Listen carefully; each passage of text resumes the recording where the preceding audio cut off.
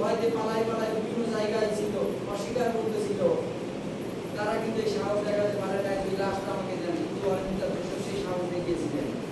2 নম্বর বিষয়, যিশু দেহের প্রতি সম্মান প্রদর্শন করেছিলেন। যিশু দেহকে সম্মান প্রদর্শন করে তিনি কি করেছিলেন? নিজের জায়গা যেটি তিনি নিজের জন্য প্রস্তুত রেখেছিলেন, আর সেই জায়গাটি তিনি যিশুর জন্য ছেড়ে দিলেন। সেই কবর তিনি তার নিজের কবরে যিশু জায়গা করে দিলেন। 3 নম্বর যে বিষয় সেটি হলো এই কবরস্থ করার পর একটি অলৌকিক ঘটনা যেটি বলেছিল। যদি আমরা একটু শাস্ত্রের আলোকে দেখি, যদি কেউ একজন একটু পড়ে সাহায্য করে আমাকে।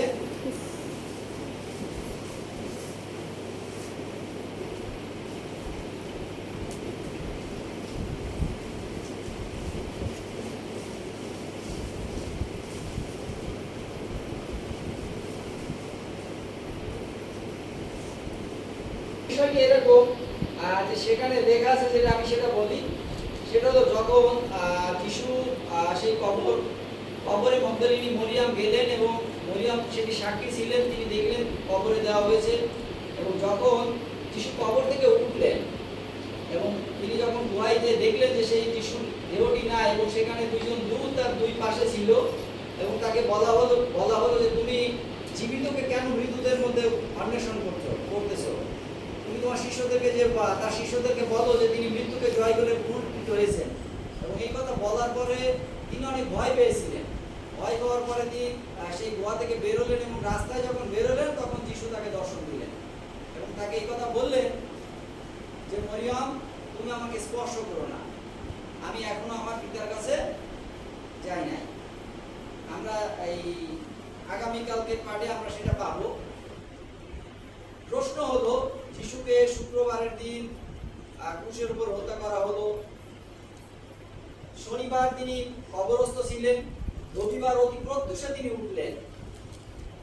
আমার প্রশ্ন হলো, তাহলে এই শনিবার দিন সারা রাত দিন ছিল, তাহলে তিনি ঈশ্বরের কাছে গেলেন না, তাহলে তিনি কোথায় ছিলেন? তার আত্মা ঈশ্বরের কাছে গেল না, তাহলে আত্মা কোথায় ছিলেন?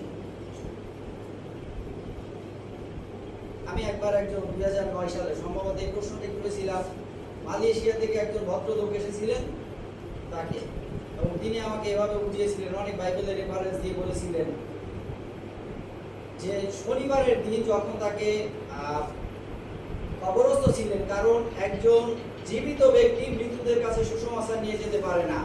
আর প্রভু যীশু খ্রিস্ট যখন তিনি পৃথিবীতে এসেছিলেন, তার আগে যারা মৃত্যুবরণ করেছে জাগতিক সবার কাছে তিনি সুসমাচার দিয়েছিলেন, তার মৃত্যুর মধ্য দিয়ে সুসমাচার দেওয়া হয়েছে, কিন্তু যারা তার আগে মৃত্যুবরণ করেছে তাদের কি হবে?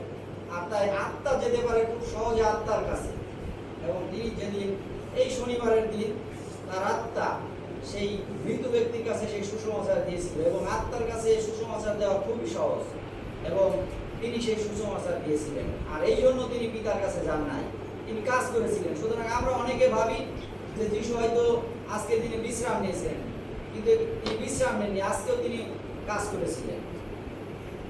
সুতরাং আমরা দেখি আমাদের যিশু তিনি আমাদের জন্য অযাচিত পরিশ্রম করেছেন, যে পরিশ্রমের শেষ নেই। আজকে আপনি একবার ভাবুন, আমরা সবাই একবার ভাবি, তিনি স্বর্গের মানুষ, তিনি স্বর্গের লোক, কেন আমাদের জন্য এই পৃথিবীতে আসার তার দরকার ছিল?